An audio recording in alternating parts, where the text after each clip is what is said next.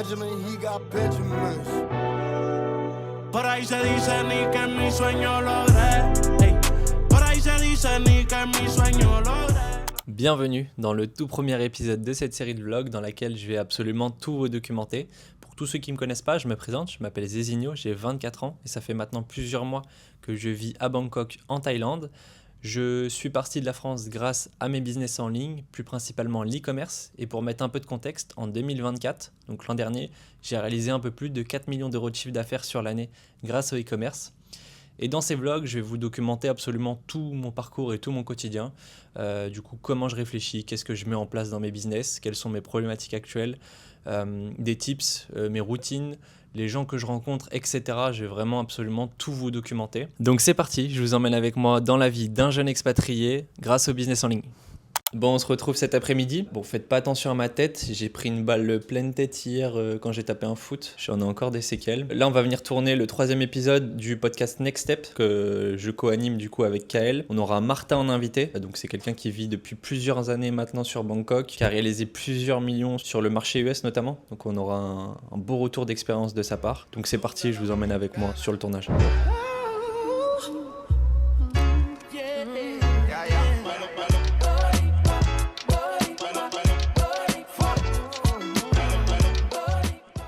Bon, du coup, on se retrouve à la fin du podcast. Donc là, je suis avec le frérot Kael. On a envoyé un petit podcast avec Martin. Bon, il est déjà parti et en fait, on en a profité. Il nous restait 30-40 minutes. Du coup, on a pondu une interview qui sortira sur la chaîne YouTube de Kael. Beaucoup de value, Ouais. hâte de voir quand ça sort. On a parlé pas mal de sujets, CRO, créa, recrutement, les créatives in-house. Ouais, franchement, ça va être vraiment sympa. Il y aura vraiment du lourd. Bangkok, ouais. La vie à Bangkok. On a beaucoup parlé de Bangkok, donc ça va être super sympa. Bon, bah, en tout cas, on vous retrouve pour un prochain épisode de Next Step. Salut. Bon, enfin rentré, je suis lessivé. Du coup, ça s'appelle le podcast avec Martin, qui était super intéressant, encore une fois, beaucoup de value à l'intérieur. Ensuite, il nous restait 40 minutes de tournage. Du coup, on en a profité avec elle pour tourner juste nous deux. Donc, on a fait une vidéo, ça sortira d'ailleurs sur sa chaîne. On a donné un peu de value tous les deux sur l'e-com de manière générale. Ensuite, on fera une partie 2 un peu plus tard. Mais au moins, on a fait d'une pierre deux coups. Puis ensuite, on est parti à un meet-up e-com sur Bangkok. Il y avait 8-10 personnes. Il y avait des e-commerçants sur plusieurs domaines, du SEO, de l'ad, enfin bref, il y avait un peu de tout. Donc c'était sympa, pas mal de rencontres, c'était vraiment super sympa. Par contre, je vous avoue, je suis éclaté là, j'ai plus d'énergie sociale, je suis quelqu'un de très introverti, ce qui fait que quand je parle 1, 2 heures, 3 heures constamment, ça m'épuise à un point. Je suis pas pour autant quelqu'un de timide, mais très introverti, vraiment très introverti, et là je le sens, je suis éteint. Donc bon, ça va aller manger, ça va aller se reposer pour repartir sur le PC dès demain. En tout cas, c'était sympa. Beaucoup de rencontres, beaucoup de value qui arriveront prochainement sur la chaîne YouTube de Next Step, qu'on créera plus tard, et aussi sur la chaîne du coup de Kael. Et puis voilà. Et puis j'ai pas filmé, franchement, j'ai rien filmé, que ce soit sur le podcast ou pendant l'event, enfin pendant le meet-up. Pendant le podcast, j'ai pas du tout pensé. On a fait une petite prise à la fin, mais il y avait déjà plus Martin en plus. Et pendant le meet-up, je vous avoue, je suis pas à l'aise. Hein. Je connais pas trop les gens, je me vois pas sortir ma cam et faire l'influenceur. Donc c'est pas évident. C'est pas évident, on va essayer de passer un peu cette peur petit à petit et commencer à filmer de plus en plus. Mais ouais, il va bien falloir le faire. Bon, petite news sympa. Il y a 2 jours, il y a Alex Shane qui m'a contacté pour me demander de faire un module dans le Hate Lab sur le drop qui va sortir le 6 avril, il me semble. Donc ça va être un module sur le recrutement, recruter une team low cost, structurer sa team, dans quel ordre recruter, quel type de poste en premier, les salaires, etc. Donc je vais vraiment faire un module ultra complet sur le recrutement. Et je m'étais dit, tiens, je vais allumer la cam et je vais donner aussi un peu de value ici hors format du Hate Lab dans le vlog sur le recrutement. Parce que c'est quelque chose dans lequel j'ai tout le temps le nez dedans. Maintenant, il y a beaucoup, du coup, mon bras droit qui s'en charge. Mais en fait, on est constamment en train de faire grossir la team. On a un peu plus d'une quinzaine de personnes là, à l'heure actuelle. Donc, même je sais plus, parce qu'il y a plein de recrutements qui se passent. Et je sais même plus ce qui se passe en fait. Moi, j'ai créé tous les SOP à la base. Comment onboarder les gens, comment recruter, quel type de personnes, quel type de salaire, etc.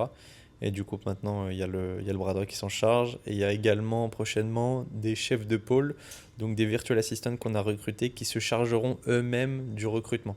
Donc en fait, notre recrutement il sera 100% automatisé et il pourra scaler en fait assez facilement en même temps qu'on scale les boutiques. Donc ça, ce sera super intéressant. Et d'ailleurs là, une petite value que j'aimerais vous partager, c'est une des erreurs que j'ai faites depuis longtemps. C'est quelque chose que j'aurais dû mettre en place bien avant et auquel je ne l'ai pas fait. Et là, j'en paye un peu les frais à l'heure actuelle. C'est le fait de ne pas avoir directement internalisé le SAV. En fait, au tout début, j'ai voulu aller à la facilité et j'ai pris une agence du coup qui proposait le SAV pour en fait c'est beaucoup plus simple hein, clairement, donc c'est eux qui se chargent de tout, etc. Mais en général ces agences là déjà ça coûte cher par rapport à ce que c'est et ils sont pas autant impliqués que vous que si c'est vous qui avez internalisé le SAV. Et mine de rien, à un certain stade, le SAV, ça rapporte quand même beaucoup de cash à la fin du mois parce que ça permet soit d'optimiser à fond, donc pas donner des réductions dans tous les sens, optimiser aussi la satisfaction client, donc il y a le profit et la satisfaction client et c'est super important à un certain volume. Si un SAV est mal géré, ça peut vous faire sauter des PSP, des bunkings, etc. Donc il faut vraiment faire super attention. Et donc voilà un peu le truc. Là, on vient à peine. Du coup, moi, je pouvais pas forcément le faire de moi-même tout seul depuis longtemps pour la simple et bonne raison qu'il y avait beaucoup de mails. Du coup, sur les boutiques, vu qu'il y a beaucoup d'orders, il y a beaucoup de mails. Donc, c'est pas juste une seule personne qu'il faut recruter. En fait, on avait besoin de 3, 4, 5 personnes, tu vois. Et donc, j'ai attendu d'avoir le bras droit. Là, ça fait 2 mois qu'il est là. Et ça fait 1 mois qu'il est sur le sujet du SAV. Et donc, on a repris déjà une boutique. Là, on est en train de reprendre à 100% la deuxième. Donc voilà, c'était un sacré chantier. Là, il doit y avoir 5-6 personnes, je crois, sur le SAV, étant donné qu'il y a un sacré volume de mails. Il y a aussi les mails, mais il y a aussi les commentaires Facebook. Donc c'est 5-6 personnes réparties sur les deux. Donc franchement, faites-le dès le début. Dès le début, recrutez quelqu'un pour le SAV. Faites l'effort de faire un bon SOP pour qu'il puisse avoir des templates pour toutes les questions générales et petit à petit vous l'entraînerez. Ça dépend en fait quels sont vos types de shop, mais typiquement si vous avez des monoproduits, des brands ou des sites de niche avec 3-4 prods, franchement ça va être super simple à déléguer le SAV. Vous faites des templates de réponses pour chacune des questions possibles et imaginables que les clients peuvent poser sur vos produits et sur les délais de livraison, sur les remboursements, etc. etc.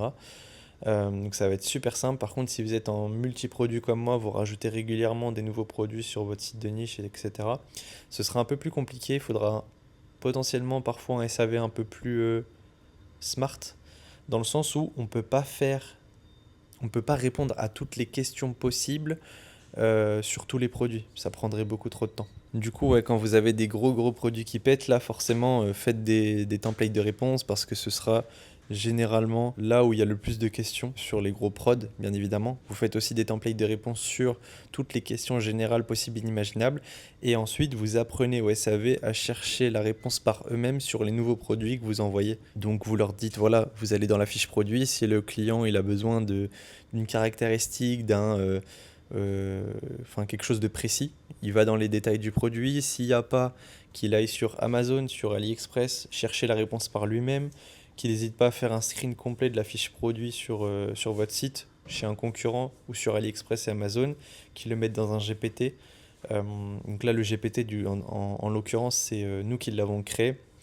On a créé un GPT exprès pour ça, où en fait, on fait un screen complet de notre fiche produit, un screen complet sur Amazon et AliExpress, on met dans le GPT, et ensuite, le gars du SAV, il pose la question au GPT pour avoir la réponse. Et en général, c'est assez accurate. Et du coup, comme ça, il peut répondre rapidement au client. Donc voilà, super important, internalisez votre SAV.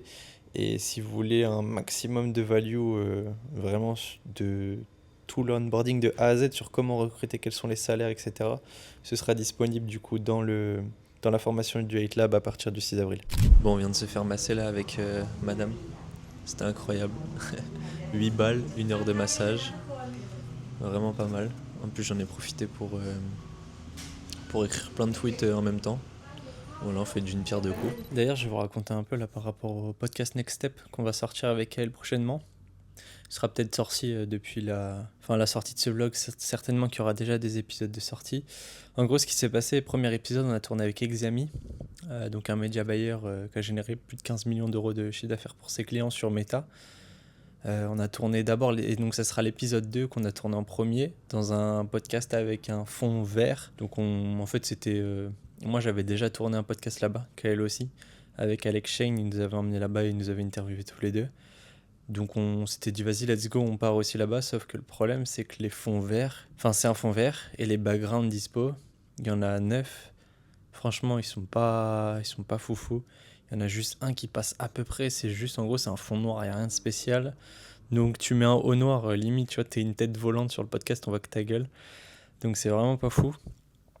Pour le coup, ça coûte vraiment pas cher, je crois que c'est 130 € la session podcast, montage, plus editing, etc. Enfin bref, vraiment la totale. Et ensuite, on a testé un deuxième podcast pour l'épisode 3 qui sera avec Martin.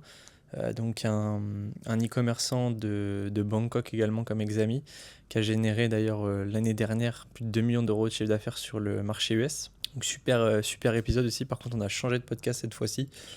Et là, typiquement, c'est dans un podcast où il y a un vrai fond, etc. Par contre, le prix, ça revient beaucoup plus cher d'un coup. Donc par exemple, de mémoire, sans montage, on est déjà à plus de 500 €. Et bref, au total, ça nous revient à peu près 800 € l'épisode. Montage, etc. Enfin bref, la totale. Donc c'est déjà beaucoup plus cher que c'est genre x4, x4,5, je sais pas, quelque chose comme ça. Mais le fond est beaucoup mieux. Enfin, on a envie de faire un truc super quali, du coup, on va passer là-bas. Donc j'étais en train de voir, là, on va prendre 5-6 épisodes d'un coup pour faire un bundle. On aura quelque chose comme 400-500 € de remise, donc ça sera cool. Et là où je voulais en venir, c'est que du coup, il nous fallait un monteur. Il nous fallait aussi un graphiste pour faire le logo de Next Step. On voulait faire quelque chose de propre, avoir une DA quand même un minimum travaillée. Et grâce à nos personnel brands, en fait, tout ça, on a pu les trouver hyper facilement, les graphistes et les monteurs. Et en plus, à des prix super intéressants par rapport à la moyenne. Enfin, par rapport à d'autres, tu vois, qui seraient passés sans personnel brand ou sans contact, etc. Donc, je vous donne un exemple. Comment ça s'appelle ? Le logo. D'ailleurs, big up à OR, je vais l'appeler, je sais pas trop s'il veut que je cite son blaze, mais il a voulu nous offrir le logo. Donc c'est un poteau à moi qui connaît un graphiste, et du coup il nous a offert le logo. Donc voilà, donc là c'est en cours de création. Déjà on a vu un peu le taf du graphiste, franchement c'est vraiment cool. Donc on a hâte de voir ce que ça donne le résultat final. Et ensuite le monteur, pareil, il y a Kaiz. J'ai demandé à Kaiz, il connaissait plusieurs monteurs. Il nous a présenté un monteur et on a un prix genre beaucoup plus intéressant que si on connaissait pas Kaiz ou si on connaissait pas quelqu'un. Donc voilà. Donc franchement, les personal brands, ça sert vraiment de ouf. Et c'est pour ça en partie que je continue à publier sur les réseaux. Parce que en fait, j'ai rien à vendre. J'ai pas d'accompagnement, j'ai pas de coaching, j'ai rien, tu vois. En soi, j'ai pas d'intérêt à faire de personal brand. Mais ne serait-ce que pour le réseau que ça me crée, pour les contacts que ça me crée, les plugs comme ça me crée, etc. C'est pour ça que je continue. Et moi, j'ai eu plein de contacts niveau e-commerce, des plugs vraiment pas chers, des bons ad accounts, des bons agents, plein de trucs inimaginables que je n'aurais jamais eu accès, du moins aussi vite, si j'avais pas lancé mon Twitter, en fait, et que si j'avais pas rencontré tout ce monde. Parce que du coup, Twitter, ça m'a amené à rencontrer beaucoup de monde. Et ensuite, en privé, tu vois, on connecte avec les gens. Et suite à ces connexions, naturellement, tu obtiens des plugs, tu obtiens pas mal de choses. Donc ouais, si je peux vous donner un conseil, franchement, lancez-vous sur les réseaux, même si au début, vous faites pas de chiffres, il n'y a pas grand-chose à raconter.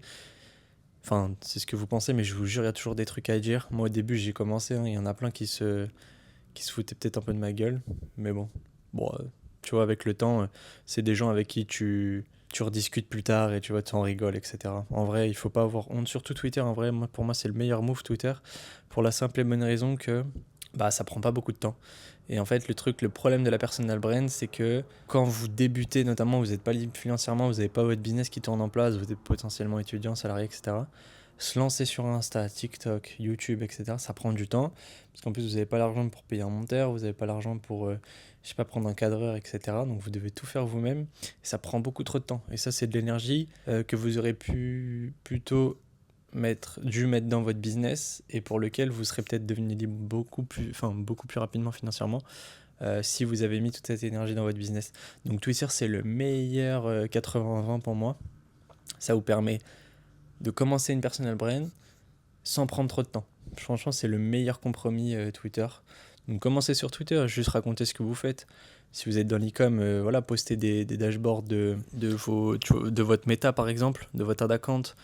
Ok, bah, j'ai fait tant de ventes, j'ai pas fait de ventes, mais c'était à tant de pourcents, etc. Ok, je pense que je vais améliorer ça. Même si vous avez l'impression que c'est pas ouf ce que vous faites, etc. Mais je vous jure, ça intéressera toujours du monde. Et plus le temps va passer, plus vous deviendrez bon en e-com, plus vous intéresserez de monde et plus vous rencontrerez du monde. Ça se fera petit à petit, effet boule de neige. Donc voilà, c'était le petit mot du soir. On a une question super intéressante. On a quelqu'un qui me contacte sur ma façon de procéder, sur la façon dont je teste les produits sur mes boutiques de niche, et qui me demande au niveau des pages produits, est-ce que je fais quand même l'effort à ce qu'elles soient un minimum brandées pour paraître le plus pro possible, sans perdre trop de temps à les faire, ou alors tu y vas en mode pirate pour tester un max. En fait, ce qu'il faut comprendre, c'est que sur une fiche produit, le plus important, c'est tout ce qui est above the fold, donc au-dessus du call to action. Tout ce qui est en dessous, l'impact sera minime en fonction de si c'est vraiment bien réalisé ou pas, tu vois le copywriting d'en dessous. Vous n'allez jamais tripler votre taux de conversion parce que vous avez changé toutes les sections en dessous du call to action. En revanche, ce qui est super important, du coup, en premier, c'est l'offre, donc l'offre ou le prix. En deuxième, c'est la première image du carrousel. Ensuite, c'est toutes les autres images du carrousel. Et c'est vraiment ça le plus important. Vous avez aussi du coup les bullet points qui se situent donc au-dessus du prix. Mais sinon, c'est vraiment ça. Donc, c'est le bundle, le prix, l'offre, les images du carrousel et les bullet points. Donc ça, c'est ça qui est travaillé un minimum. Et du coup, moi, sur ma façon de procéder, en fait, j'ai une template de fiche produit qui est la même pour chacun de mes testings. Et du coup, elle se structure de la manière suivante. Donc ça fait titre, ça fait bullet point, ça fait titre, review, c'est le nombre de reviews. J'en mets toujours un maximum, au moins je sais pas de 100 à 3000, tu vois, quelque chose comme ça. Ensuite les bullet points, ensuite le bundle et ensuite le call to action. Donc voilà. Et en dessous, j'ai 3 sections, titre, texte, image. Ensuite, j'ai une FAQ. Ensuite j'ai les avis et ensuite j'ai la FAQ. Donc voilà comment ça se stipule. Et c'est vraiment pour tous mes testings, c'est les mêmes. Je me casse pas plus la tête que ça. Par contre, en revanche, je retravaille très souvent l'offre du concurrent que j'ai trouvé. Après, ça dépend. Si vraiment le mec il chiffre beaucoup sur un autre marché européen, en vrai, il a déjà validé une offre, il a déjà validé une fiche produit, il a déjà validé un produit, il a déjà validé des créas, etc. Donc là, moi, sur un testing assez rapide, je me prends pas la tête et je reprends vraiment ce qu'il a fait. Je le traduis juste bien correctement, faire en sorte que le copywriting soit bien translaté, quoi. Et c'est tout. Donc vraiment, je me prends pas plus la tête que ça. Donc en général, de toute façon, les produits que je trouve, c'est pas des produits chinois dégueulasses au fin fond de la librairie qui font que quelques euros de spend dépensés sur chaque créa. En général, c'est des gens qui ont un minimum travaillé leur fiche produit et donc ce qui fait que ça paraît pro à chaque fois que je les intègre. Donc là, on a quelqu'un qui a réagi d'ailleurs, c'est à mon tweet qui a fait le plus de signés sur Twitter. J'ai donné, je sais pas, une liste de 15, 20, 25 sites, tools, etc. qui sont super utiles pour votre e-com. Donc je vous invite déjà à aller le voir. Et ensuite, il rebondit sur ça. J'avais parlé en fait d'un outil qui permet de créer des faux commentaires / post Facebook et d'un outil qui permet d'acheter des likes sur les publicités. Donc en fait, l'outil c'est ZEOOB, je sais pas trop comment ça se dit, .com. Ça permet de créer des faux posts Facebook avec des commentaires mais en photo. Donc c'est pas vraiment sur vos publicités et ça vous permet de les intégrer dans votre site, de les intégrer dans vos statiques, dans vos vidéos, etc. Donc dans toutes vos créas ou sur vos fiches produits ou votre home page, etc. Donc ça c'est pas mal. Et ensuite acheter les likes. J'ai donné fastlike.fr, il y en a plein franchement. Just Another Panel, je les ai plus tous en tête mais il y en a plein. Et il me demande si je le fais directement sur les publications de la page Facebook avant de lancer les pubs. Ok, autrement dit, est-ce que d'abord, En fait, à quel moment je fais tout ça? Donc déjà, dans un premier temps, les faux commentaires Facebook, le site que j'ai donné là, ça vous permet pas de créer vos propres faux commentaires sous les ads. C'est juste de créer des fake photos à rajouter sur votre site ou vos créas. En revanche, les faux commentaires Facebook, moi je le fais uniquement quand le testing est un minimum validé. C'est-à-dire que j'envoie ma créa en ABO, elle a 3 jours de test, pendant 3 jours elle est en test, et quand elle sort de ces 3 jours de test et que le test est validé, là à ce moment-là, je paye des faux commentaires pour les mettre en dessous, ainsi que des likes. Mais avant je le fais pas, parce que sinon c'est beaucoup d'argent, enfin avec le volume de tests de créa que je fais, ce serait trop d'argent envoyé bêtement sur plein de créas qui flopperaient au bout de 3 jours que je quitterais. Donc ouais, j'attends toujours que le testing soit un minimum validé de la créa ou du produit avant d'envoyer des faux commentaires, des faux likes, etc. Pour booster un peu la publicité. Mais c'est pas la booster au niveau de l'algo, c'est plutôt la booster au niveau de la conversion. Parce que forcément, une publicité qui a beaucoup plus de likes, des cœurs partout, on voit pas d'emoji pas content, ça aide forcément les gens à acheter. Et en plus de ça, dans les commentaires, les gens ils aiment bien les regarder. Et ce qui peut être intéressant, c'est d'avoir plusieurs comptes, des faux profils, et dans lequel, je sais pas, genre par exemple, le premier profil, il va poser une question qui soulève une objection, et le deuxième profil il va y répondre en disant bah non je l'ai acheté, c'est super, oui c'est bien imperméable, etc. Donc si c'était la question, c'était concernant l'imperméabilité du produit. Donc ouais, on va pouvoir jouer en fait avec créer des fausses conversations sous les commentaires, et forcément que ça influence votre ROAS directement, c'est logique. Bon, je pense qu'on a déjà fait un bon petit tour de pas mal de questions. Je peux faire ça encore pendant des heures, j'ai encore plein de messages en attente. Mais on fera ça de temps en temps dans les vlogs, ça peut être intéressant, ou même un jour, peut-être je ferai une vidéo exprès sur ça, sur répondre à plein de questions qu'on me pose. En tout cas, je vais continuer à bosser. Là, on est en fin de matinée, il est 11h. Ça va s'envoyer jusqu'à 12h30, et puis ensuite, ça va aller manger tranquillement. Mais ouais, là, c'est gros charbon toute la journée. Donc écoutez, je vous laisse et ça va aller bosser. On vient juste de recevoir plusieurs logos pour le podcast Next Step. En gros, cette personne-là, c'est un ami à moi qui a voulu nous prendre un pote graphiste qu'il connaissait bien, et du coup, il nous a même payé les logos, etc. On a eu plusieurs retours, donc je vais vous les afficher, je pense, ici à la suite. Donc là, à la base, il y en avait 3-4, mais ça faisait un peu trop gaming, etc. Je pense qu'on n'était pas fan avec Kael au final, après mes réflexions. Ensuite, j'ai donné comme source d'inspiration un logo beaucoup plus simple pour commencer, on ne se cassait pas trop la tête. Un truc un peu comme Kudak, juste ici, vous allez voir. Donc vraiment beaucoup plus simple. Et ensuite, on a eu des retours, mais je sais pas, on n'est pas trop fan. Je sais pas. Donc ouais, on va peut-être commencer avec un truc ultra simple, on verra bien. Pour le moment, on se casse pas la tête, ça reste un logo de toute façon. C'est pas ça qui va faire que le podcast marche ou pas. Mais je pense qu'à un moment donné ou un autre, on prendra un vrai graphiste pour retaper le logo. Mais on a eu des propositions, il y en a même un, il nous a proposé un qui a été ultra recommandé. Des logos, il y en a pour 900 à 1200 € selon les packs. Donc ça tape quand même pour un logo.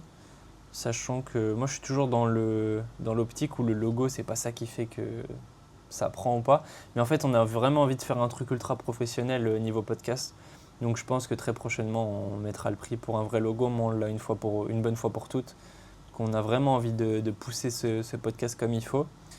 On a déjà, je pense, 5-6 épisodes qui sortiront prochainement.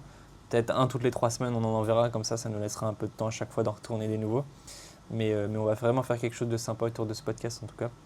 Donc je vous invite à rester branchés sur YouTube, sur la chaîne Next Step qui sortira prochainement. Oui, il y a une femme de ménage là qui vient de passer à l'appart. Donc elle est restée 3 heures. Dites-vous, ça a coûté 18 € pour 3 heures, pour un appart de 60 mètres carrés à peu près. Donc franchement c'est incroyable. Là l'appart il est tout propre, bien rangé, etc. D'ailleurs, pour tous ceux qui veulent et qui passent en Thaïlande, il y a 2 applications vraiment stylées justement pour recruter pour embaucher plein de services comme le ménage, etc. La laundry aussi, le repassage, etc. Il y a Do4U, je vous le marquerai juste ici. Et il y a Binit aussi. Et donc moi je passe par Binit là depuis peu. Je pense à peu près les mêmes applications de toute façon. Et en gros là le but c'était dès qu'on a quelqu'un qui est pas mal. Dès qu'on a une bonne femme de ménage, on essaye de la faire revenir 2-3 fois juste pour la tester plusieurs fois. Et au bout de 2-3 fois, si elle est vraiment carrée, etc., on lui propose à la fin de prendre son numéro pour essayer de passer hors plateforme et vraiment l'embaucher pour nous à temps plein, quoi. Enfin, pas à temps plein du tout, mais plusieurs heures par semaine, limite qu'elle aille faire les courses, etc. pour nous. On a essayé 2 fois, c'est pas passé. On va voir. On sait c'est Martin d'ailleurs qui est en Thaïlande sur Bangkok qui m'avait dit ça il y a quelques temps. Et je crois que ça lui revient moins de 200 €. Il me semble qu'il m'avait dit 150 € le mois. Elle vient 3 fois par semaine, sa femme de ménage, 1h30, 2h30, il me semble, si je dis pas de bêtises à chaque fois. Donc c'est vraiment abusé. Elle va faire les courses, etc. Elle lui a fait un process pour faire les courses. Donc c'est un peu le but. Pour le moment, on galère un peu. Je sais qu'il y a Kael aussi qui essaye de faire ça. Mais il galère aussi à essayer d'avoir la femme de ménage. Bon, on vous retiendra au courant si un jour on arrive avec madame à choper une femme de ménage. Bon, je suis à la salle de sport du condo, on va faire une petite séance, je vais vous la montrer juste après. D'ailleurs, ça faisait longtemps que j'avais pas fait de sport. En gros, là, ça faisait 6 mois à peu près, j'avais pas été dans une salle ou taper un foot ou quoi que ce soit. J'ai refait 2-3 foot à Bangkok, là, il y a une belle communauté de Français qui tapent des foot. Et j'ai repris la salle il y a 2 semaines, j'y vais 2-3 fois par semaine maintenant. Mais les 6 derniers mois, j'ai pas été pour la simple et bonne raison que, en fait, j'étais dans un momentum et il fallait que j'envoie. C'était les mois avant l'expatriation. J'avais vraiment j'avais le momentum sur mes business, donc parfois il y a des périodes comme ça où il faut juste un peu moins faire de trucs à côté et juste envoyer. Donc c'est ce qui s'est passé et du coup ça m'a bien réussi d'ailleurs. Donc là on commence à déléguer de plus en plus de choses dans les business. Je commence à avoir potentiellement un peu plus de temps. C'est d'ailleurs pour ça que j'ai commencé les vlogs, parce que je peux me permettre de prendre un peu plus de temps dans ma journée pour faire autre chose. Et du coup, on va reprendre le sport. Parce que quand même, c'est important. Un corps en bonne santé, un esprit en bonne santé, à un moment donné, ça influe beaucoup dans la qualité de prise de tes décisions, dans comment tu te sens dans ta journée. Puis même moi, je fais super attention à tout ce qui est aspect santé. Je mange très bien, je mange jamais de merde, jamais de fast-food, je bois jamais de soda, etc. Donc voilà. Moi, je vous fais une petite vue de la salle. Elle est petite. En vrai, ça fait le taf juste pour la reprise. Et après, plus tard, j'irai prendre un abonnement dans une plus grande salle de Bangkok.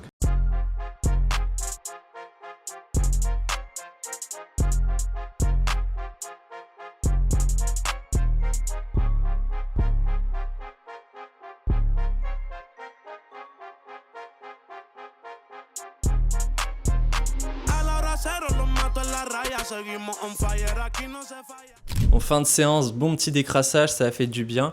Et là, on va enchaîner. Je vais enchaîner sur la fin du module du 8 Lab, donc un module sur le recrutement. Donc voilà, je vais expliquer clairement dans la formation dedans comment recruter, quel type de nationalité recruter, quel poste recruter, dans quel ordre recruter, sur quelle plateforme, les salaires, etc., etc. Ça va vraiment être super complet sur tout l'aspect recrutement. J'ai demain j'ai 4 heures de podcast demain, un créneau de 4 heures pour tourner tout ce module-là.